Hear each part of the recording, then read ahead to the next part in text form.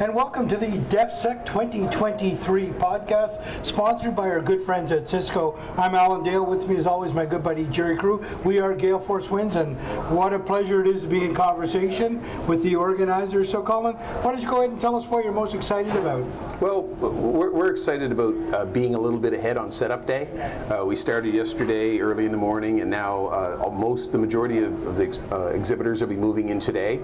We already have activity in the building where there's a couple of industry days going on.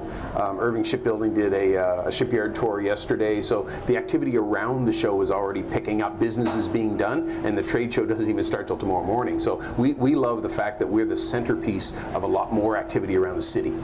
Colin, trade show's growing year after year. How many people are you expecting this year? Well, we're definitely going to set a record.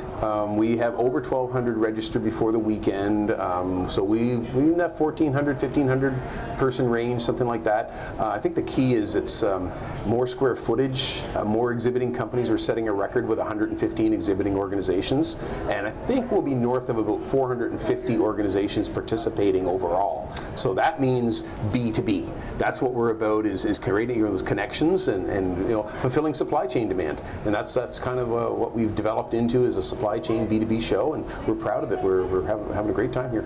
I've already sensed not only a regional and a national presence, but a big international presence. I see Barrier down the road there, and I see Navantia out there.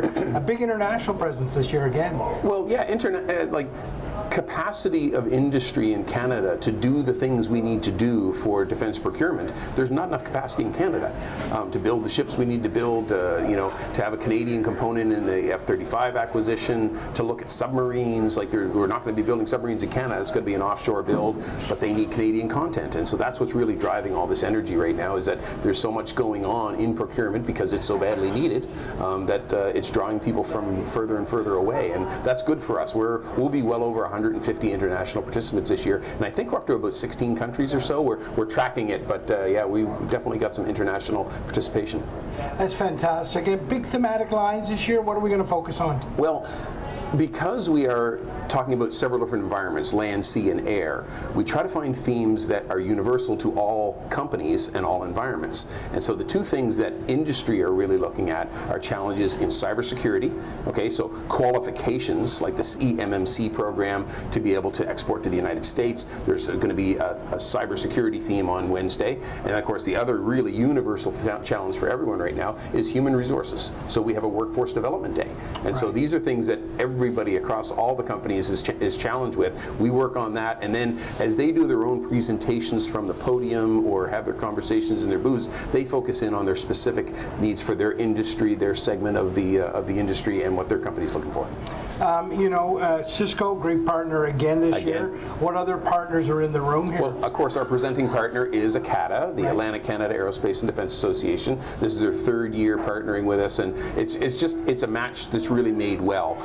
They're in advocacy and training and helping business development with the members of their association, and we're the event side. And so we lay the groundwork for them to be able to network in the atmosphere that they're looking for, and it works out really well that way. They have some really particular properties within that program, where the ACADA presentation hall is where all of our sponsors have their speaking roles, but the B2B shops, we have 30 B2B meeting rooms, so they're going to be full all week long. That's an ACADA presentation. They have 4 workshops taking place this week where there's some specific subjects that ACADA bringing in experts to talk about these workshops. It's more than just a presentation. It's a longer format where you can get into the nitty-gritty of the particular subject. How to write a good proposal if you're looking for a military procurement pursuit of the Canadian Forces, for example, and get into the detail, that type of thing. So those intensive workshops are a great feature that ACADA are again bringing to their membership and to the event.